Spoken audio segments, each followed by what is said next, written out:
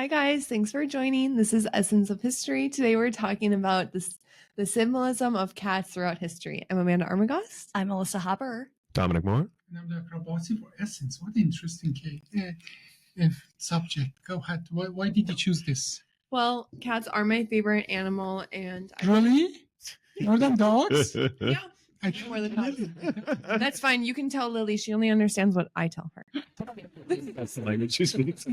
Actually, you might not be wrong that they make emotional bond, not what you say, but the gesture and the sounds and so on.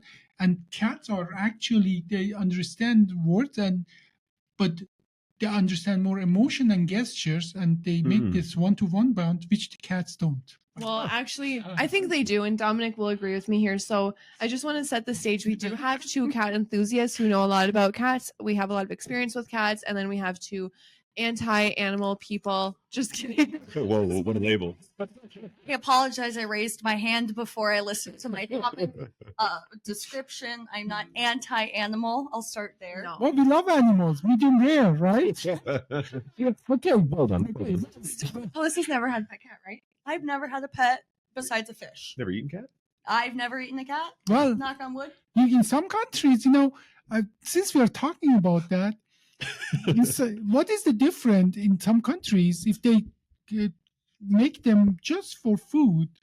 What's wrong with that, eating cats and dogs? Well, Nothing, in my opinion.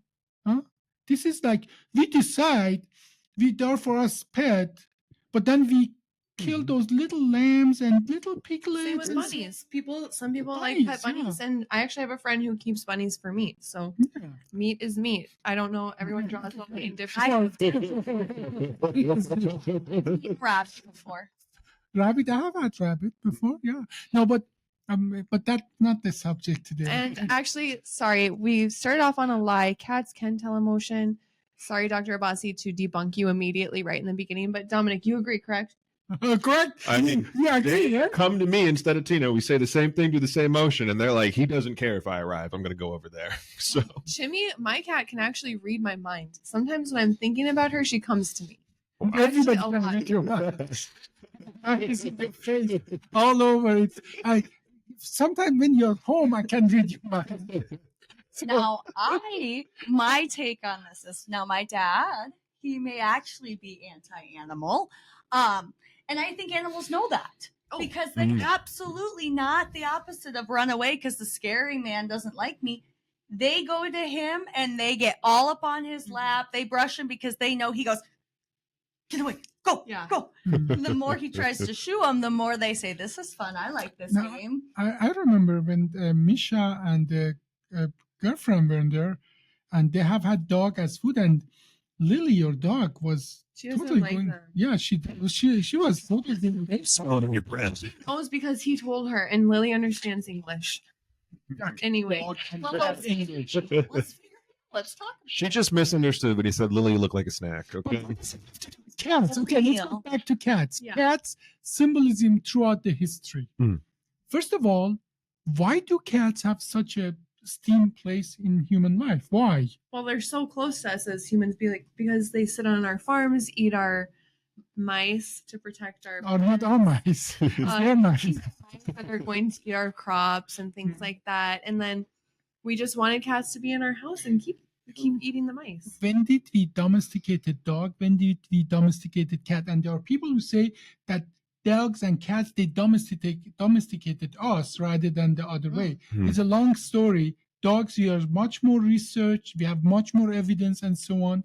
But when did that happen? When do you think it happened? Honestly, I'm not sure because I don't really know if cats have been domesticated to the same degree. They still feel like they kind of follow their own deal and really just tolerate certain activities. I can say from my own lifetime that when I was a child, we had lots of street wild cats in the city. You could not touch them. Even in the villages, when the cats would come in and out and so on, nobody would bother them. You could not touch them. If you got close, they would take your skin off. But now I was in Iran back. All the cats are so tame and so mellow and so They on. want you to feed them.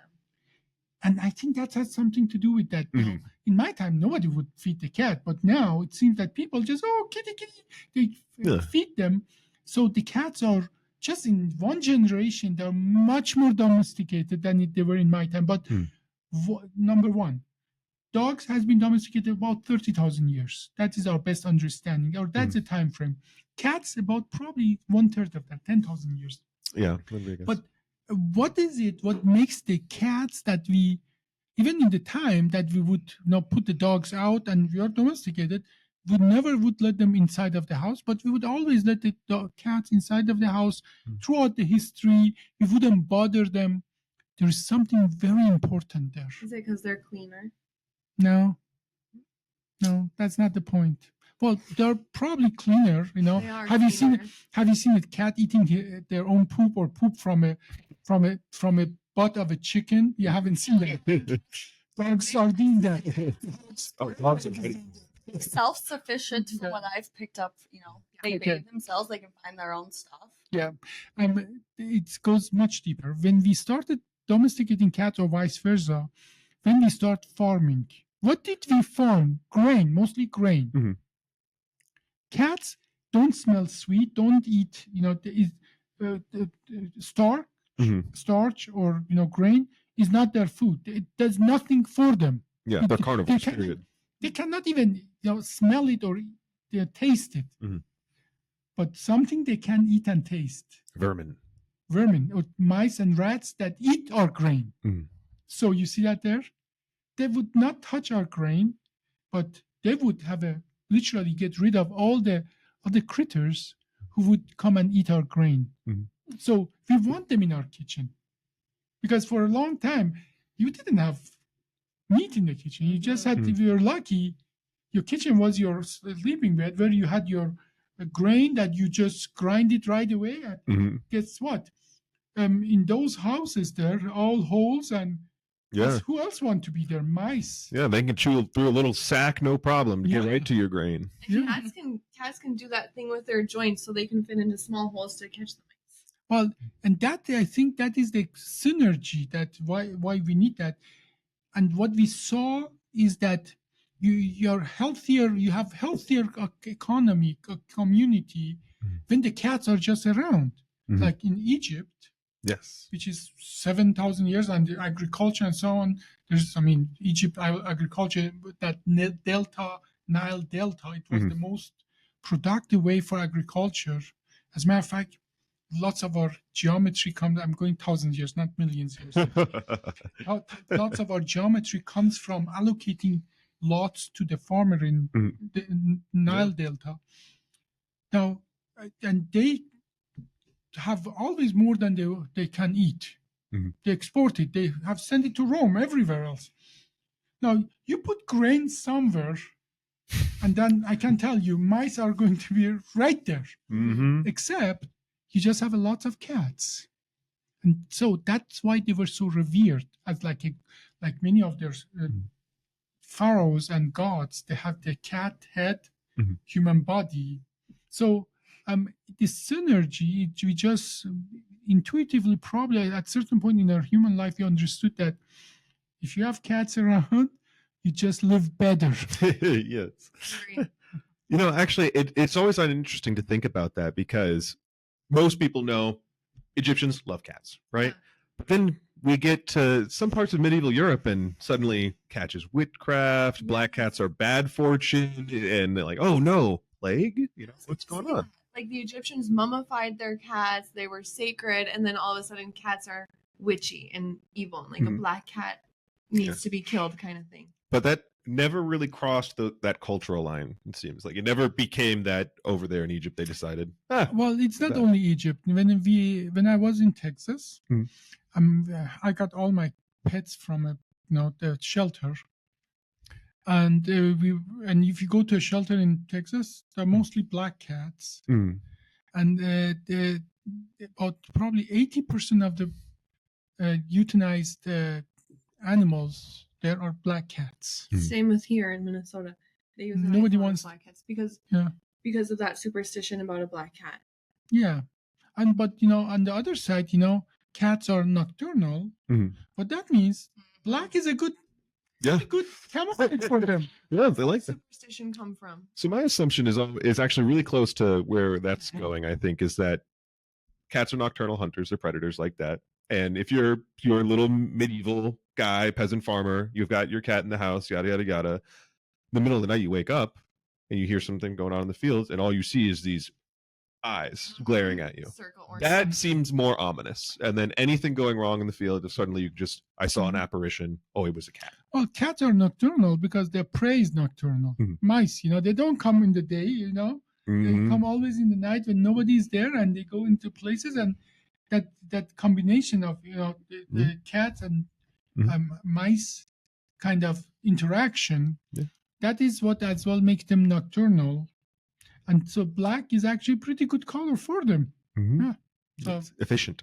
yeah. Yeah, but the question I was asking is why are people afraid of black cats? I don't believe. Yeah, well, that's a good question. I think, have you heard of that crazy cat lady? Yeah, of course. What is the definition of crazy cat lady? Well, I think of a crazy cat lady as someone who has like multiple cats and maybe lives in kind of like a wild house. They are domesticated by the cat. Yeah. That's the crazy cat lady. Actually, when I was a 16-year-old, I used to know this lady who collected cats. Like she would go outside and find cats and try and rescue them, even cats that were like hit by cars and stuff. And Mhm. she spent all of her money on cats. She had no money. Her house was a disaster because she would like go outside and even shovel cats that had been hit by cars, shovel them off of the street and try and rescue them. So That's what I'm crazy. That's a crazy what I'm getting at, eventually this has existed all over the history everywhere. Women usually live longer than men, and there are lots of women that are just independent. They are self-sufficient, and they're happy to having cats than a man. And in typical medieval Europe, they were considered witches. Mhm. It just happened to be many of those independent women had lots of cats. And guess what? What we just discussed, that black is a good camouflage. So that's a cat. So you see these people, what? You're not married? You live alone? You have black cats? You must be a witch. And then I don't know which one made it worse for the other. If this independent woman made it worse for the black cat, or black cat made it worse for. Eventually, we literally burned those women on the stake, Mhm. and then those cats. We did all kind of things to those cats as well. That's really humans are brutal. Mhm. So, but I think that is a combination of. Like you love cats, and that many cat lady like cats, and they are considered. This independent women often are considered as Mhm. Crazy. witches and so on in the history. Yeah, Well, cats are easier to take care of than dogs too. I've picked up on that from having no pets at all. Yeah. I mean, cats, at least they can give themselves their own baths. I've seen them, if they're hungry, they know how to get into food. If they're sleepy, they know how to hide away. Trust me. They know how to wake you up to feed them, tap on your face and stuff. But I'm wondering if toxoplasmosis has anything to do with like the villainization of cats. ooh, Honestly, no. Yeah. I was going to say a lot of that seems to be less reliable than it's been made out to be. The Really? idea of, I like, think so. Okay, well, let's talk about that. Actually, that is the amazing part of the biology. Okay. Wait, before you start, Dominic, so you're saying that What No, is no, start. toxoplasmosis? You're going to Wait, want to. What is toxoplasmosis? less understood than we thought? No. It's about as understood as we thought, but the idea of pregnant women stay away from cat isn't quite the Okay, necessary. okay, It's got like it, yeah. pregnant women stay away from the litter box, Yes. but Not cats. What is a Toxoplasma gondii, right? That's a real name. That the Toxoplasma gondii, it is not a bacteria. It is a one cell organism. Bacteria, they have a bacterial wall and so on. The Toxoplasma doesn't have that, and Toxoplasmosis is a chronic infection with the Toxoplasma gondii, right? Is that correct? Correct. Okay. That's kind of where I stop. Yeah. That's That is where you stop. that's as far as I get. Now, we don't know exact interaction with that, but we have found that there is a symbiosis between Toxoplasma gondii and cat, and Toxoplasma gondii and the mice. This is like something between that playing both areas. How does that work? Number one, the cat litter or the cat feces is a fertile ground for Toxoplasma. They just love it for whatever reason. Okay. Now, what we have noticed that when mice get infected with Toxoplasma, they actually love cat urine. Oh. Yeah. We don't understand it exactly how that interaction works, but it switches something in the brain so that when they're infected, they go where there's a smell of cat urine. And guess who is there? The cat, yeah. The cat. Sounds like a great synergy for the cat, a horrible turnout for the mice. Well, no, wait. That's not all the story. So the mice goes where the cats just are there, routinely are there, and they lose their fear of the cat. That is even worse. What that means, oh, cat. Usually they say cat. Oh, I'm gonna go. But now they say cat. I love you. I love you. The cats obviously love them rare, not even medium rare, rare. Yeah. So the circle of the Toxoplasma is completed through the body of the mice, brain of the mice, or body of the mice, inner organ. That's what cat eat first, by the way. Look, if you can watch it once. They open up, they eat the organ first. Then it goes through their GI. It goes through the GI, goes through their feces, and comes out. And then when the cats are moving around and so on, they just spread it, get to the mice, and then the mouse goes again back to typical places the cats are showing up, and it's finished the circle of love. Okay. And how long have we known that that's like a thing? I believe for probably 20, 40 years, something like that. Not that long. No. But now, and it has been some theories because Toxoplasma is almost everywhere. It's, I mean, it's a very universal thing. For a long time, we have as well thought that may play as well a role in human. That's why we are so get cozy when the cat. Just watch. This is not a joke. You just put a picture of a cat on any advertisement, you get 15 to 25% more hit. I was about to say. Just put a picture of the cat. We did that even. Yeah. That just puts the idea of a cat put us relaxers. I know like that. In almost all languages, they have other words for cats for other things that are soft and pleasant and so on. Okay, and and we just associated that, and some people think that Toxoplasmosis or may be playing a role there. That we are just cat makes us relax, and so now. Usually, Toxoplasmosis is no danger to human, usually, except certain situation. Obviously, if you are immune suppressed, okay, then anything can be a danger to you. Anything, even universal bugs can be dangerous to you. And obviously, for in the pregnancy, probably you don't want to be around that because that developing embryo might be more susceptible to damages caused by that. Okay, like what kind of damages could be caused? This is it's not a one thing. It's just miscarriage and the birth defect. It's just overall greater fetal mortality. Yeah, it depends on where the baby is in development when they get exposed as well. And I think there's a good indication, but it's not completely understood how it is. From what you've told me and what I've known, that's enough for me to not take the risk. What? I will not. No, I will not be changing a litter box while I am pregnant. Oh. No, I don't have cats. No. Is it a reason that I throw out there? Yeah, sure. Why not? No, I can't justify that either. But I will say that's enough of a risk for me to not want to be around it. I don't know. I do want to say that all my friends and I joke that we have toxoplasmosis because even my friend with a child, we all have our cats as our background on our phone. Yep. And that's okay.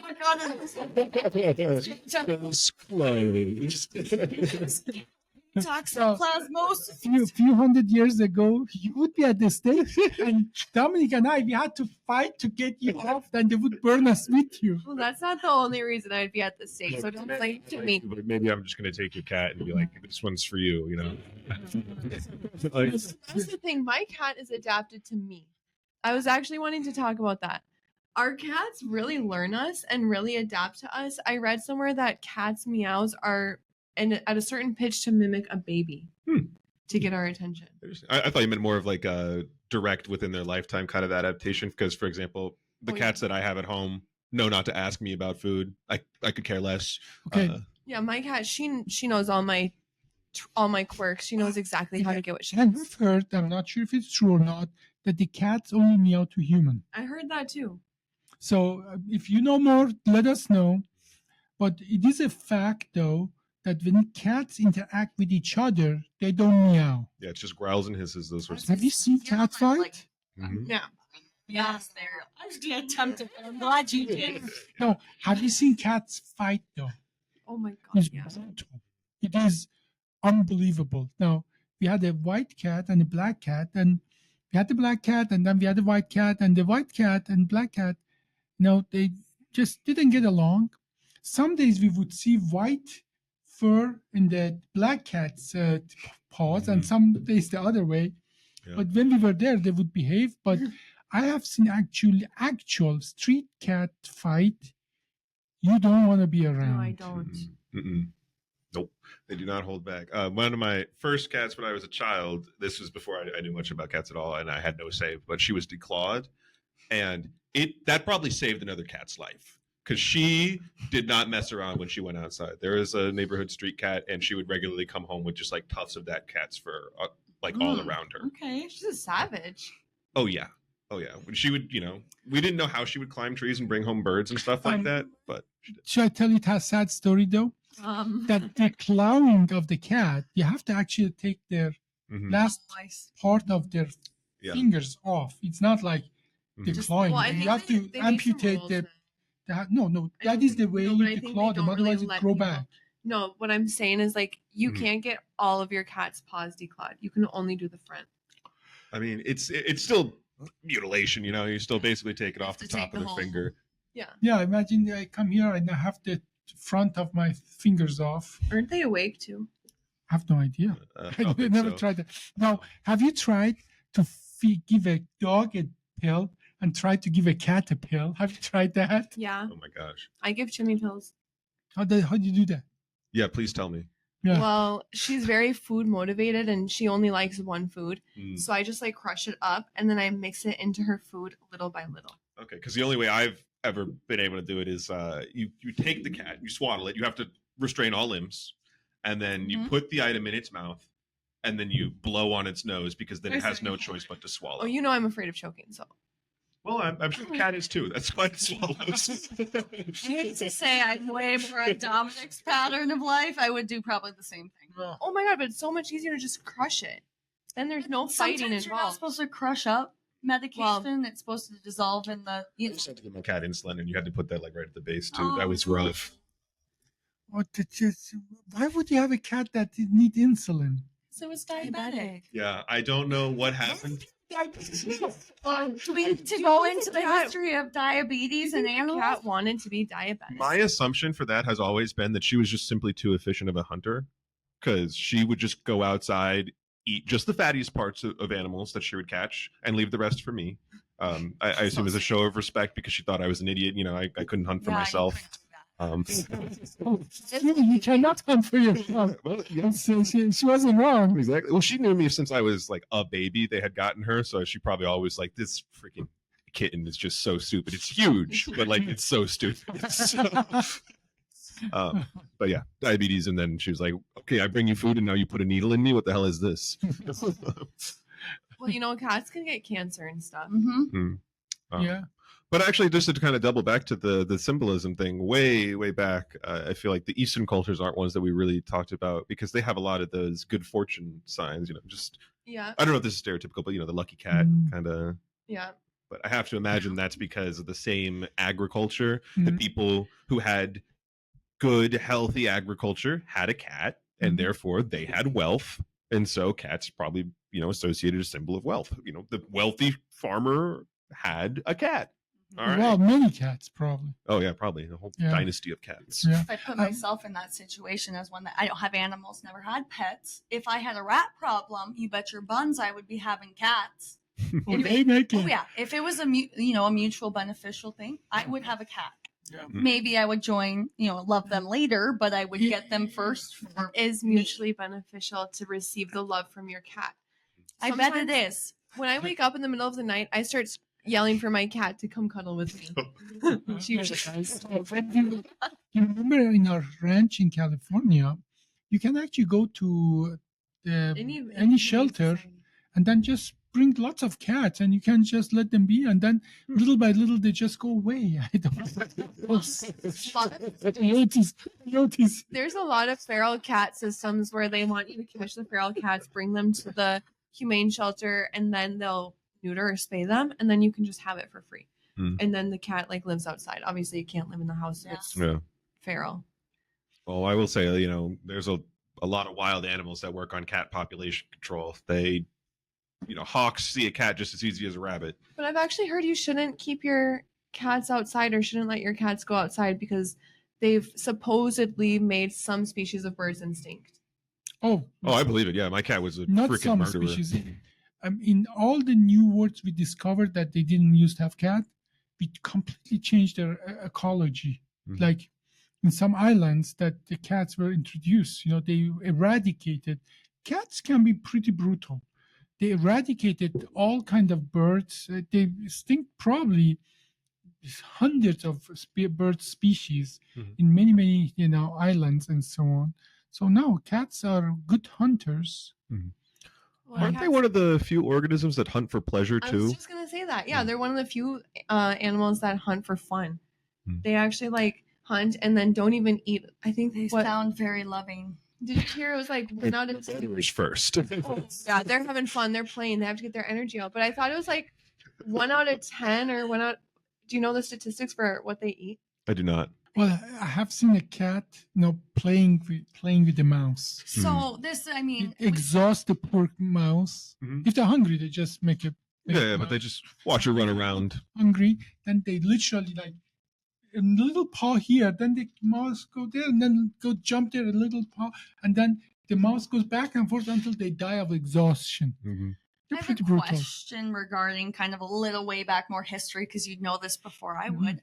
Obviously, we know there's tons of species of cats, all the way down from lion to the cat we take home. We probably can blame that on evolution, but what was the original cat? Like, where did this kind of all start? Or are we looking towards a lion type tiger? Well, I would assume. Good question. Actually, No. like dogs, we have the hyena, we have wild dogs, we have wolves, and so on. And then the species of wolf, they just got themselves cozy with human, and then they fended actually other wolves, and then we say, oh, they're useful. We throw things away that we don't eat, like bone. We don't eat bone. They do. They love it. So what's our trash is their food. So, and they noticed that, like, let's talk about dog. I come back to cat anyway because it's very similar. So, what's our trash, which is just around our village, is their food. And once some of those some of those dogs that are less scared of people or more social, they found, oh, it's a good food there, lots of bones. Then they fight other wolves, and then we see that they're helpful to us. They fend against other wolves. Now, with the cats, obviously you have seen that there's a huge family, and you have Mhm. bobcat, you have a wildcat, you have puma, you have. Yeah. It comes in almost there is everywhere. There is a category from small to big. Mhm. There are this cat family. Now you can understand that we were interested only in those cats that eat our rats and mice, right? Yeah, we don't need the one that would eat our sheep. For a long time, one of the major reasons for human babies to vanish is a cat family to come and snatch it. I believe it. In India, for a long time, that was in every story, Indian story. The tiger or the puma comes up, snatch a baby or something. So Mowgli, you guys know the Mowgli? Yeah. Mowgli wasn't really growing up with the cats. Mowgli was probably Had that bear friend. yeah, but Mowgli was probably food for the cat. Now, but it is not by surprise that we were interested in a certain size cat Mhm. that is not danger to us, Yeah. but as well is not too big. That say, what am I going to eat a mouse or what? Mhm. Can you imagine a mouse? Yeah, go to a zoo, A unleash bobcat like with a mouse? wolves in the leopard's cage. People that I've picked up on find the bigger the cat, the cuter the cat. People love to a a certain fat point. cat. So true. People love fat cats. I've picked up, to each their own, but then maybe it comes down into a deeper side of where Yeah. that can originate from. It's got to be like a geometry and softness kind of thing. It resembles more of a baby that when it's fat and plump like that and can't Mhm. move and just screams. Yeah, you know. exactly. Isn't as helpful as Mm. what we had originally used them for. Well, Who knows? Like, if I'm an Egyptian and my cat's fat, that guy is working overtime. Apparently, like he's doing a good job. you have a lot of Mhm. mice. Mm-hmm. A lot of money. Yeah, Mm. maybe you shouldn't eat at my place. Well, I think that was a lot about cats. Thank you guys for watching. This was the symbolism of cats and essence of history. I'm Amanda Armagoss. I'm Melissa Hopper. Dominic Moore. Possible essence.